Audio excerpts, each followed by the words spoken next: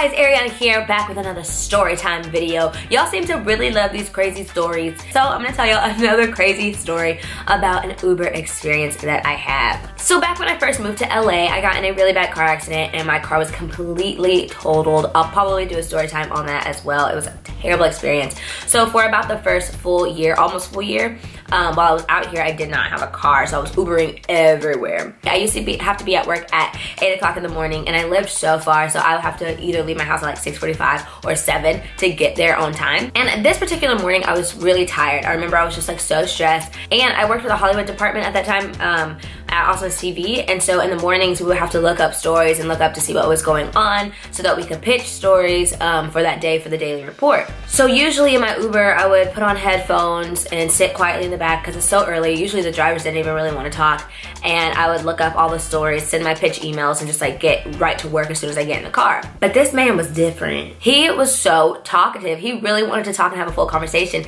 And I told him, I was like, oh yeah, you know, I'm just getting started with a little work. I usually get started like as soon as I get like in my Uber, you know, I gotta look up stories, blah, blah, blah. And usually if somebody was like really trying to talk, like I would tell them what I do so that they'd understand that like, oh dang, okay, she's gotta work, so maybe I shouldn't talk a lot. And I wouldn't be rude or anything, like I would never like just ignore them or anything like that. But I was trying to, you know, because I also get a rating too as a writer, so I was trying to get me a good rating. But yeah, he just didn't get it, and he just kept talking. When I told him I worked for a YouTube channel, and he was like, oh yeah, I love like broadcasting and things like that, and he just started talking to me, blah, blah, blah. So then he proceeded to tell me that a lot of people ask him questions a lot when he's, you know, driving them. He's like, yeah, you know, people ask me questions all the time, and he kind of paused, and I was like, oh, cool. So I looked at my stories. He was like, yeah, you know, people ask me like, what's the crazy experience you've ever had? And I was like, oh man. He was like, yeah, because I've had some crazy experiences. I said, oh, really? And he was like, yes, crazy experiences. And I was like, oh. And then he said it again. He was like, oh, some crazy experiences.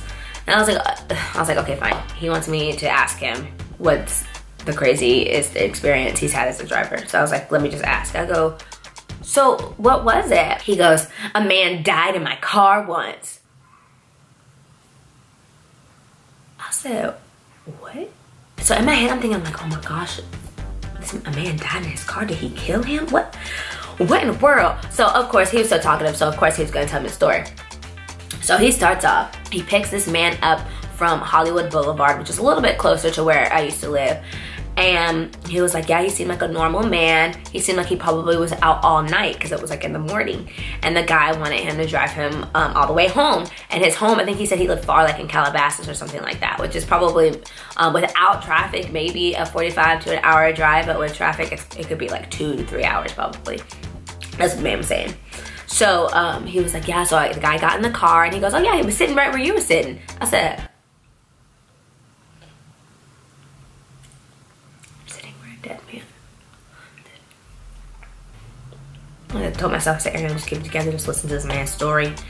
You know, at this point, I'm intrigued. I'm like, how did this man die? Like, I need to know these stories because I'm in this car, just me and you. I could die next. Like, what?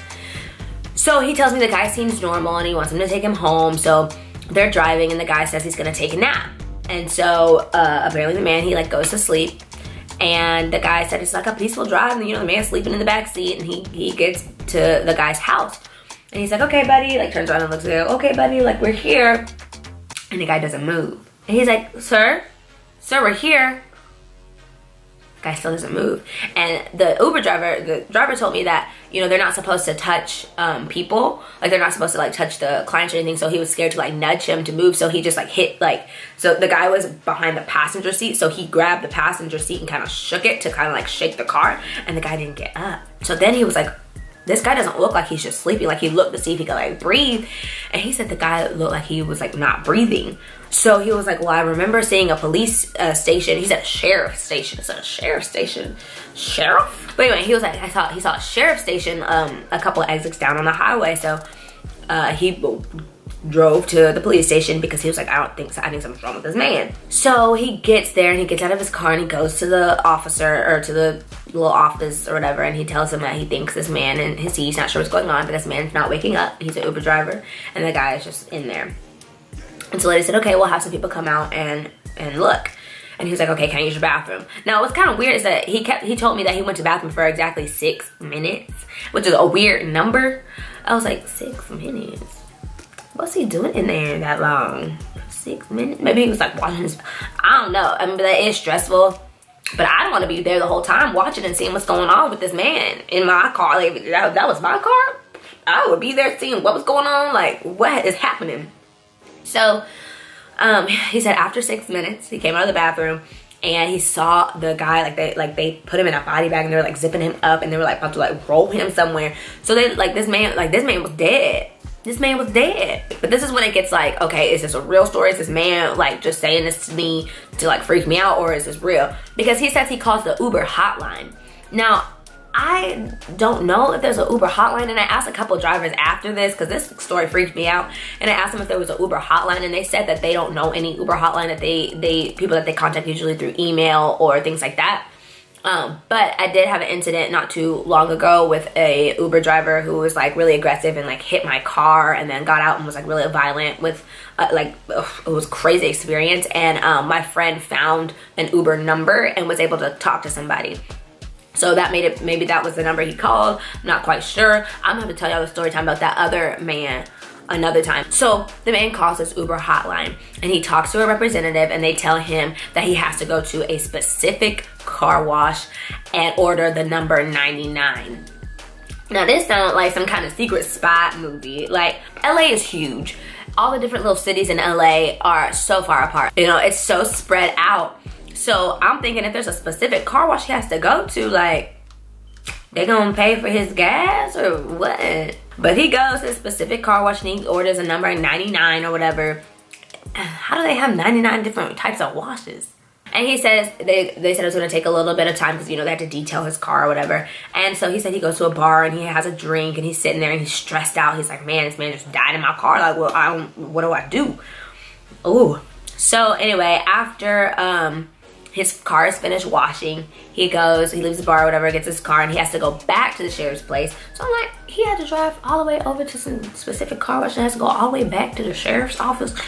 Anyway, he did it. He went all the way back to the sheriff's office, and then they said they had to have cadaver dogs smell his car to see if like you could smell any remnants of a dead body. Keep in mind, this whole time while he's telling the story, I'm sitting in this spot where this man's dead body secreted dead juices and dead air stuff, and his spirit is probably like in the seat and stuff. I'm like, who? How? And I'm looking at the clock, and I still got 45 minutes left on my drive. I'm looking at my Uber app like, is he gonna take a shortcut? I need to get out of here. But he says the dogs didn't smell anything, so that the car was like super, super clean or whatever. I still, the dogs didn't smell nothing, but my soul felt something. My stomach started rumbling, because you know when you get nervous and your stomach bubbling and stuff. Is that just me? My stomach bubbling and stuff. I said, oh my gosh, like this is it. This man's spirit is in this car. So then he finishes his story, and like that was pretty much it. And I was just like, oh my gosh, like I was like freaked out, y'all. Like when I tell y'all that I felt so uneasy, like look, like I'm not even kidding when I tell y'all like my soul and my like spirit felt so weird. Like I was really freaked out about this man dying in a car and where I was. So then finally 45 minutes later, make it to work. And I tell people that story at work. I told everyone, I was like, oh my gosh, like this is what happened to my Uber driver today, blah, blah, blah. And they were just like, what the heck? So that was like the craziest story for the week or whatever. Fast forward to 2 weeks later. I think it was like 2 weeks later. Call my Uber to go home from work. Get in the car. It's the same man. And my little non-remembering behind sits in the same spot with the dead man. I was like, how? But this time the guy wasn't as talkative. Like he probably had a stressful day or something, because he was like a lot less like, a lot more reserved and like wasn't really like super like bubbly like he was before. So I was just like, oh, okay, maybe he had a like rough day or whatever. But I was like, it's fine with me. Put my headphones in. I was just sitting there like, my long drive home. And then I posted about it on Facebook because I was just like, what the heck? Like, I've never had repeat drivers before. That was the first time I ever had like a repeat driver, and it happened to be the guy with the craziest story. So I was like, oh my gosh. I wrote it on Facebook, and somebody was like, well, you know, if you like give them a low rating, then you don't have to have them again. But I didn't want to, like, there was nothing against that man. Like, he wasn't a bad driver. Like, you know, he did talk a lot and it was super early, but I don't want to mess, like, that's his money. And I'm not gonna mess with somebody's like income and their flow just because I was weirded out by their story. You know, everybody else may think it's an interesting story. Me, personally, not a fan. But I'm not gonna mess with his money or his income, so I still gave him 5 stars. So that's the story about how my Uber driver had a dead man in his car. Thank you guys so much for watching. Don't forget to subscribe if you haven't already, and turn on those post notifications so you know when a brand new video is coming out. Also, let me know if you have any crazy Uber experiences in the comments down below. I know so many people have had like psycho drivers and psycho people. I'll see you guys next time. Bye!